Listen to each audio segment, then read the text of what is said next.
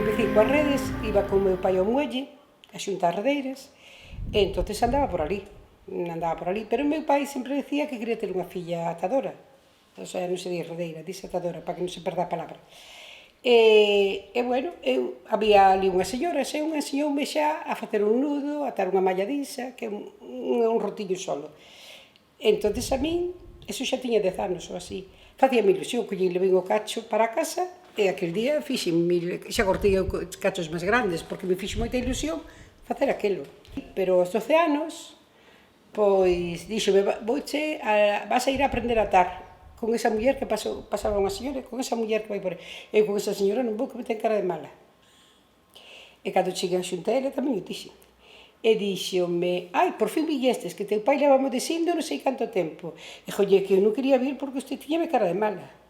E ela quedou así. Teño cara de mala? Pois sí, que despois era moi boa muller. E teño que darlle moitas gracias porque me enseñou o oficio. Deixei na escola para ir a aprender a traballar. Eu coincidía que daquela era a rede de nudo e de algodón. E de algodón era unha cousa do color, vamos a ver, madeira pero máis clariña, un dicir. E co sol iba quedando máis clariña. E despois había unha tinta que lle chamaban casca, encascador, que levaban a un cascador que era un hermano da miña tía, naquela casa onde vivíamos nós, na Jalanda, pois ao lado. Tiñan así unhas cubas de barro, aí botaban a agua, e despois botaban a cáscara encima, porque poñían o lume debaixo, quentar a agua, e despois no máis pali tiñan uns pilóns que botaban as redes grandes, os cercos, as redes de cerco, lle chamaban. E botábanos aí a tiñir, despois levábanos a secar. A mañán íbamos lavar a roupa, ali no río, que chamaban o río, e despois íbamos á seca, e despois iba a atar. Porque a marea sube e baixa. E ibas a un par de horas ou 3 o que era da marea, entre ida e volta, e despois a traballar, a atar. A miña nai tampouco me quería obrigar a que estuvera todo o día atando, porque era unha rapaza. Entón viñan as miñas amigas a buscarme para ir para a playa, e eu marchaba con elas.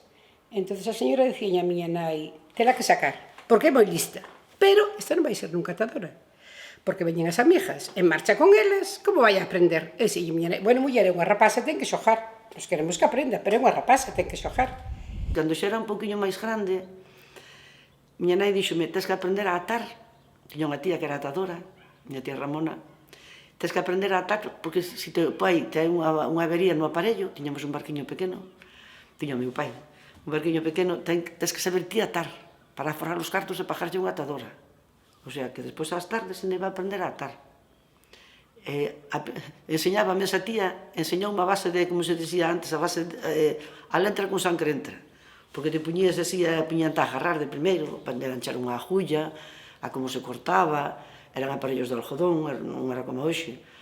E se te despistabas a mirar para a nolla, viña por detrás, no pescozo, eu penso que xa me quedou ese medio chupudo das hostias que levei de miña tía Ramona. Con 14 anos, xa empezaba a tomar as propias ideas. Non me gustaba atar porque era unha cousa moi tranquila.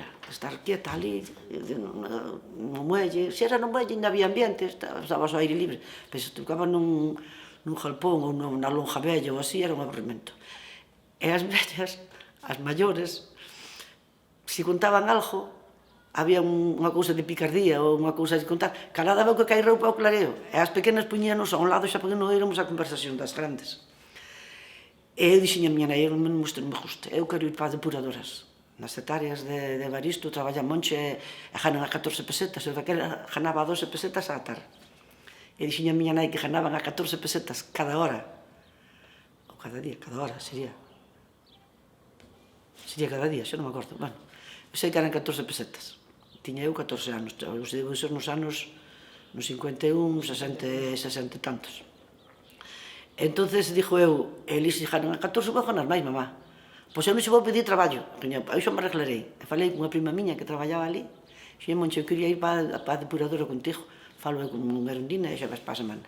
Tanto foi así que me veu buscar a lonja, eu salín para a lonja para atar antes de tempo, e ela fixo-me así coa man, mirín así para fora, vine, plantín a agulla, piquín a agulla, collín a tixera e marchín para a depuradora.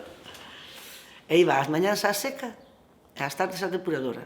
Chegaba o mes de outubro e as mulleres marchaban pa os berberichos, pa o Sarrido. E non quedaba nadie, nada máis que eu e ela. Como na miña casa non había esa cultura de ir á seca, pois eu nunca iba. E quedaba con ela. Entonces, foi así a maneira de aprender máis rápido. E de contarme cousas e de dicirme que sempre tuvera do meu, que fora independiente, que fora, ten de teu. Sempre me dicía, ten de teu, ti válete por ti mesma. Iso a miña nai tamén me dicía, que era moi importante que te valeras por ti mesma, e que tuveras de teu. Entón, eu despois de maior, ahora mesmo dou-me cuenta e dixo que razón tiña, porque que dá o traballo? A libertad. Para min é a libertad, de poder moverte e decir hasta aquí, ou non pa ali ou non pa lá.